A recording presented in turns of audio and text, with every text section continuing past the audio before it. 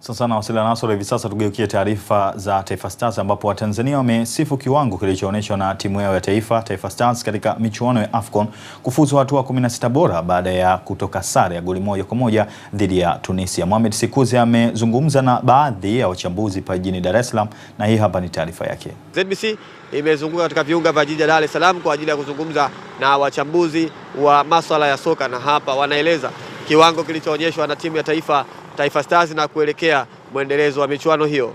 Tuheshimu CV za walimu pia.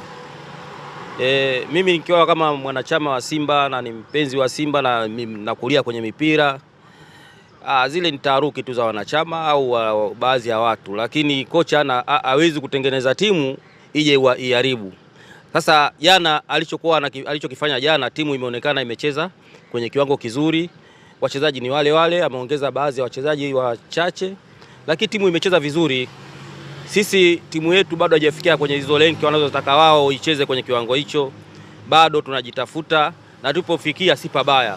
Kwa hiyo kocha naye vile vile wachezaji ni hao tunawategemea. Kimfano mimi naangalia kwa wachezaji wanaocheza kwa upande wa nyuma. Ndio wachezaji ambao hata kocha yote akija lazima wacheze wale.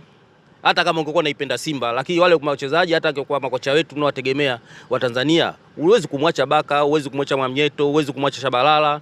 Na unaona bwana, lazima uwapange. Sasa utawachukua wachezaji gani ambao hawajapata uzoefu zaidi hawa? Kiwango kilikuwa kizuri ukilinganisha na michezo miaka mingine. Nafikiri Taifa Stars ya sasa hivi ilikuwa bora sana kwenye AFCON, na ndio sababu japokuwa tumefuzu hivyo kwa best loser, lakini tumefuzu. Tumekwenda kwenye hatua ya 16 bora, kitu ambacho hakijawahi kutokea hapa nchini, ni mara ya kwanza. Na kufuzu kwenda kwenye hatua ya 16 bora haikuwa rahisi. Haitakuwa rahisi pia katika hiyo hatua ya 16 bora. Timu ambazo wanakwenda kukutana nazo ni timu ngumu.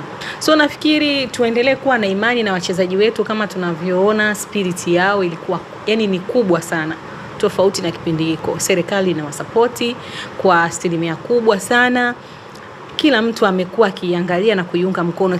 Timu yenyewe inataka kufanya vizuri. Ikiwa ni kwa mara ya kwanza, hatimaye timu ya Taifa Stars imefanikiwa kuvuka katika hatua ya 16 bora ya michuano ya AFCON. Ni jambo la kujivunia, huku macho na masikio ya mashabiki na Watanzania kwa ujumla ni kushuhudia timu yao kuona inaendelea kuvuka katika hatua hiyo ya 16 bora na kufika hatua ya robo fainali ya michuano hiyo, na ikiwezekana kuchukua ubingwa wa kombe hilo.